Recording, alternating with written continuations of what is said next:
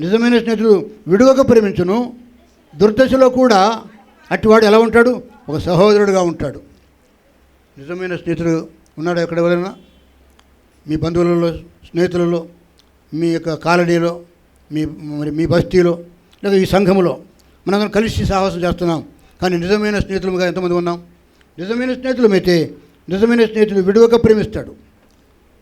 కొన్ని అపార్థాలు కలిగిన, కొంత బాధ కలిగిన, బాకులు లాంటి మాటలు వచ్చి పడినా వాడు నిజమైన స్నేహితుడు కాబట్టి నేను గాయం చేసినట్టు మాట్లాడతాడు, నీ మేలు కోరే మాట్లాడతాడు. అది గ్రహించకుండా నువ్వు మాటలు మాట్లాడడం మానేసి పగబెంచుకుంటే నువ్వు మంచి స్నేహితుడిని పోగొట్టుకుంటున్నావు.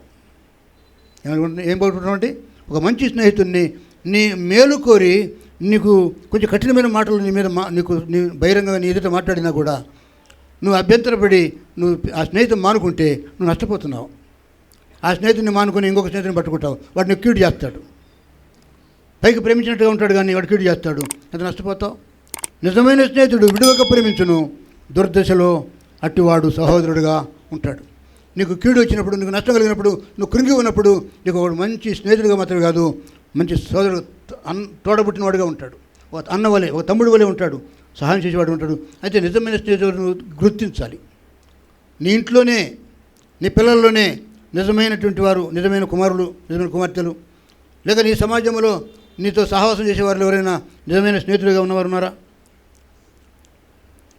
వాడు నిజమైన స్నేహితుడైతే మేలు కోరుకుంటాడు, నీ కీడు కోరడు, నీ నష్టం కోరడు, నిన్ను కృంగజేయడు, నిన్ను బాధ పెట్టడు.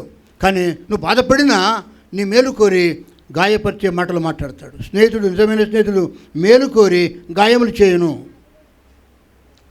యేసుప్రభు అంటాడు యోహాను సువార్త 15వ అధ్యాయము 13వ వచనంలో 14వ వచనంలో, అక్కడ ఏమంటాడంటే, ప్రాణము పెట్టువాడు కంటే మరొక మంచి స్నేహితుడు ఉంటాడా? చదవండి ఆ మాటలు. యోహాను సువార్త 15వ అధ్యాయము 13, 14 వచనాలు. తన స్నేహితుల కొరకు తన ప్రాణం పెట్టువాని కంటే ఎక్కువైన ప్రేమ గలవాడు ఎవడెవడూ లేడు. నేను మీకు ఆజ్ఞాపించినది ఏమనగా, మీరు నా మాటలు విని నా మాట ప్రకారం చేస్తే మీరు నాకు స్నేహితులు అవుతారు. చాలండి. ఆయన ఏమంటాడంటే, నేను మీకు స్నేహితుడును, మీరు నాకు స్నేహితులు. నేను ప్రాణం పెట్టి నా మంచితనాన్ని చూపించాను. ఆయన గాయాలు చేయలేదు కానీ ఆయన గాయాలు పొందాడు. నేను గొర్రెలకు మంచి కాపరిని అన్నాడు. తన ప్రాణం పెట్టి మనల్ని తన స్నేహితులుగా చేసుకున్నాడు. ఆయన అన్ని సంబంధాలతో మనతో ఉన్నాడు. ఆయన దేవుని కుమారుడే కానీ ఆయన మనల్ని కుమారులుగా, స్నేహితులుగా లేదా సహోదరులుగా, తన పిల్లలుగా, తన శిష్యులుగా చేసుకున్నాడు. యేసుక్రీస్తు వారికి నీకు ఎన్ని సంబంధాలు ఉన్నాయో, ఎన్ని బాంధవ్యాలు ఉన్నాయో ఒకసారి వాక్యం చదివితే మీకు జ్ఞానం వస్తుంది. అన్ని కోణాల్లో ఆయన మనకు బంధువే. ఆయన ఆత్మ బంధువు. హల్లెలూయా. ఆయన రక్తంతో మనల్ని కొన్నాడు. ఆయన నిజమైన స్నేహితుడు. కాబట్టి స్నేహితుడు, ఒక మంచి స్నేహితుడికి కావాలి. అయితే ఆ మంచి స్నేహితాన్ని విడిచిపెట్టొద్దు.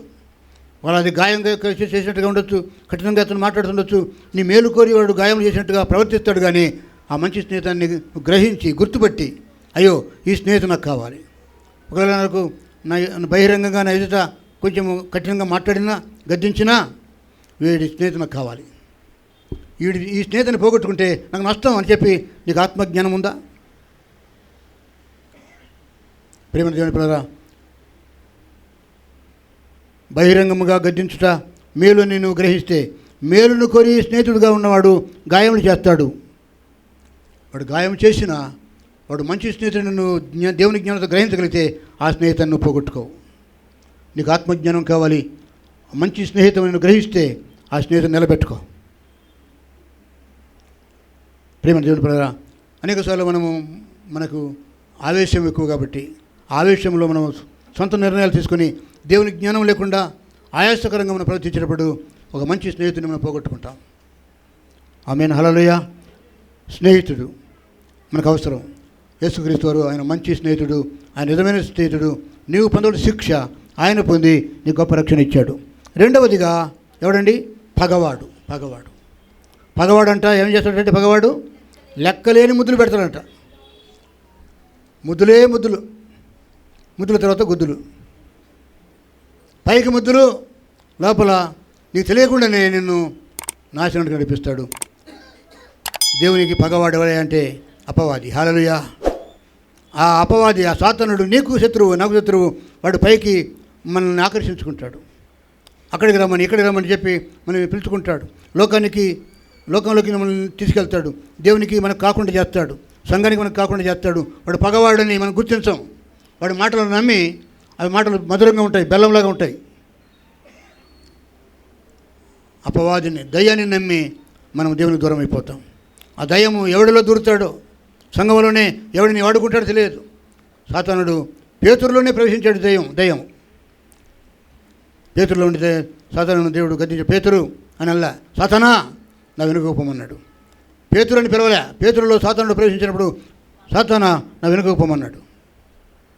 అయితే ఆ 12 మంది శిష్యులలో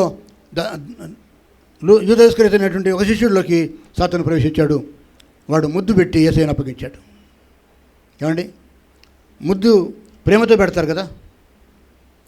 మధ్యరాత్రిలో చీకట్లో ముందుగానే బేరమాడి 30 వెండి నాణేలకి నేను ఎవరిని ముద్దు పెట్టుకుంటానో ఆయనే యేసు, పట్టుకోండి అని చెప్పి ముందే అంత కుట్రబన్ని చీకట్లో, చీకట్లో యేసుక్రీస్తు వారి దగ్గరికి వెళ్ళి బోధకోవడానికి శుభమని చెప్పి ముద్దు పెట్టుకుని అప్పగించాడు.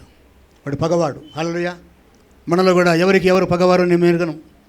ఒకవేళ మనం ఆత్మీయ సోదరులుగా ఉంటూ, ఆత్మీయ సోదరులుగా ఉంటూ మనకు మనమే పగ పెంచుకొని ఒక పగవాడిగా, పగ స్త్రీగా, పగ పురుషుడిగా వాడికి నాకు పడదని చెప్పి అనుకున్నట్టుగా మనం ప్రవర్తిస్తే మరి నిజమా? అది న్యాయమా?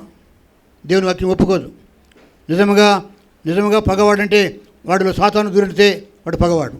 వాడిలో దేవుని ఆత్మ ఉంటే వాడు పగవాడు కాదు. నిజమైన స్నేహితుడు బహిరంగంగా ఒకవేళ నీకు గాయం కలిగి మాటలు మాట్లాడతాడేమో, గద్దిస్తాడేమో, పర్వాలేదు.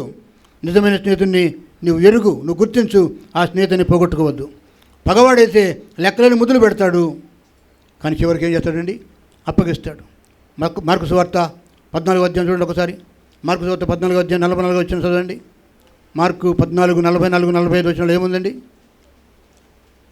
మార్కు సువార్త 14 44, 45 వచ్చినాలు. ఆయనను అప్పగించిన వాడు